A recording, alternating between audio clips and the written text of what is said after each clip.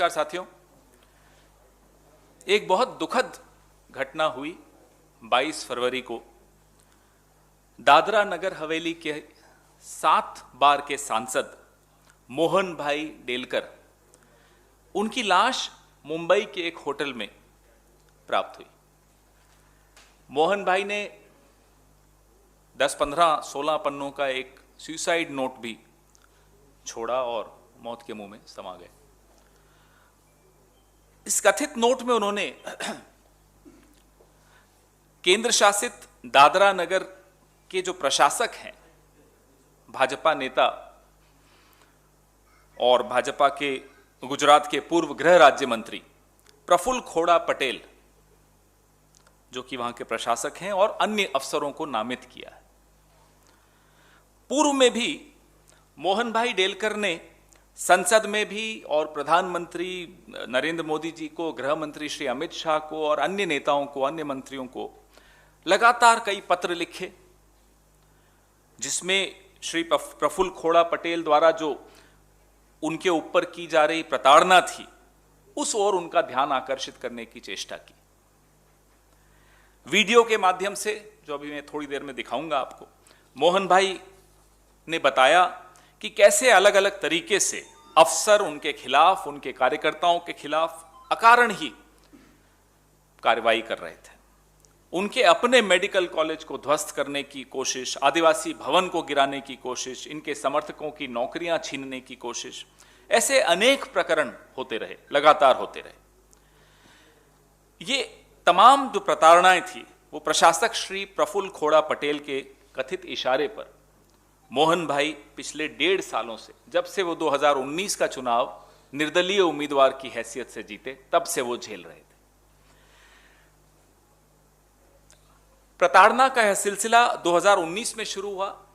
यह दर्शाता है कि किस तरह की राजनीतिक संस्कृति इस देश में फैलाई जा रही है। आप जब चुनाव हार जाते हो तो जीतने वाले को साम दाम दंड भेद आदि से तोड़ने का शर्मनाक प्रयास करते हो, और एक बार नहीं अनेक बार आप ऐसा करते हुए पिछले कई सालों में पकड़े भी गए हो। केंद्रीय जांच एजेंसियों को अपने राजनीतिक प्रतिद्वंदियों के खिलाफ छोड़ देना, राज्यपालों, उपराज्यपालों, प्रशासकों द्वारा चुनी हुई सरकारों को, चुने हुए प्रतिनिधियों को बाधित करना। आपने देखा पुडुचेरी में इन्होंने क्या किया, पिछले 4 साल से लगातार क्या करते रहे। उन्हें परेशान करना, संविधान की, नियम कानून की यूं धज्जियां उड़ाते रहना। मोदी जी व अमित शाह साहब का राजनीति में एक संगठित अपराधीकरण की नई परंपराएं डालने का एक ट्रेंड दिखता है, एक रुख दिखता है।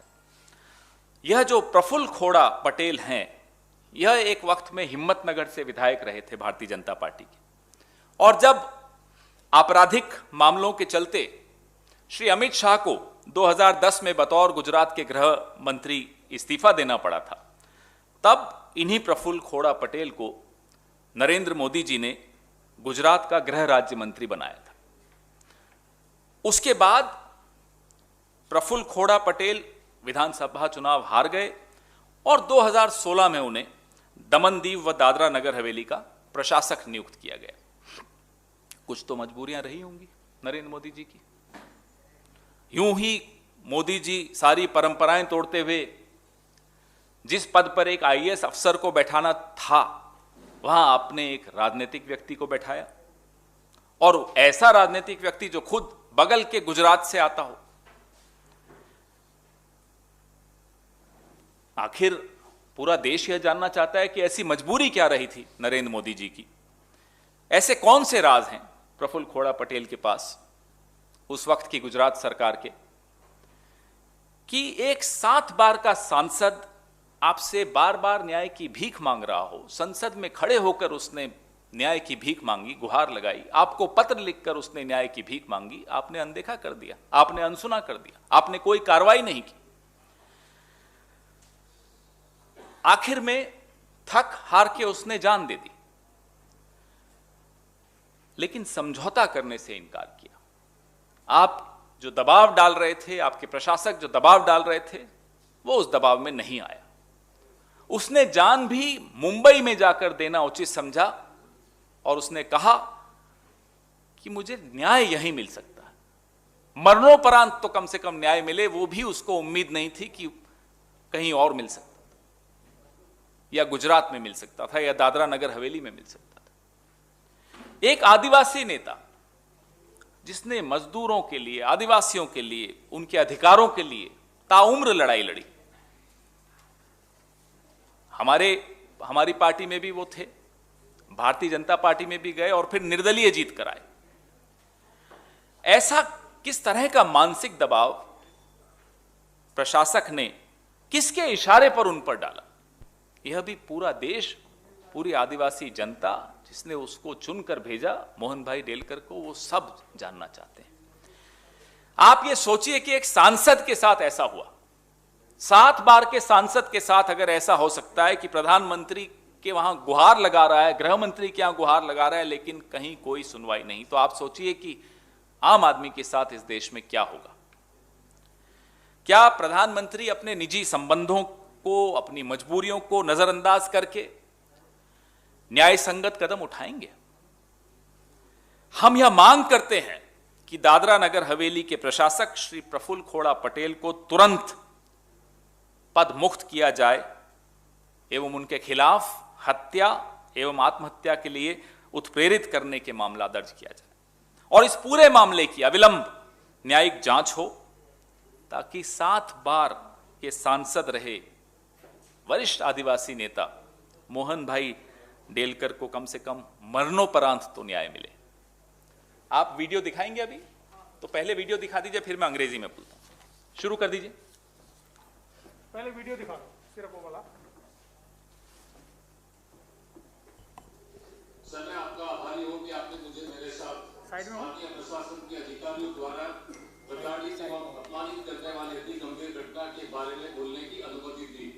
महोदय, पिछले 4 महीनों में जो कोरोना महामारी का दौर था, उस समय कुछ अधिकारियों ने मुझे परेशान एवं बदनाम करने के इरादे से झूठे मुकदमे बनाने की कोशिश की तथा सांसद के नाते मेरी तमाम प्रवृत्तियां बाधित की गई, जिससे कोरोना जैसे महामारी में मुझे लोगों की मदद करने से रोका गया।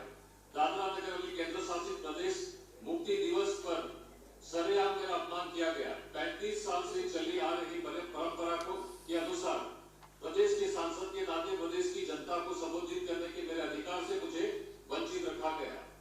मेरे पूछे जाने पर मेरा संबोधन क्यों काट दिया गया, तब प्रदेश के उपसमाहर्ता एवं सर 20 सेकंड सर, एक बहुत गंभीर मामला है सर, मुझे ये कंप्लीट करने दीजिए प्लीज सर। मेरे पूछे जाने पर मेरा संबोधन क्यों काट दिया गया, तब प्रदेश के उपसमाहर्ता एवं कार्यक्रम के उत्तरापेक्षी ने मेरे साथ अभद्र व्यवहार किया। एक के बाद एक पिछले 4 महीनों से लगातार मुझे परेशान एवं प्रताड़ित करने के उद्देश्य से अधिकारी षड्यंत्र के तहत कार्य कर रहे थे। महोदय, प्रशासन के कुछ अधिकारी सांसद के साथ अभद्र व्यवहार एवं उनकी अवमानना करते हैं, जिसका बड़ा उदाहरण मेरे साथ जो घटना घटी उसे प्रमाणित होता है। ऐसे अधिकारियों के व्यवहार से न केवल लोकसभा की गरिमा को ठेस पहुंचती है, बल्कि लोकतंत्र के ऊपर बड़ा खतरा मंडरा जाता है। इसलिए ऐसी घटना को संसद को अति गंभीरता से लेना होगा।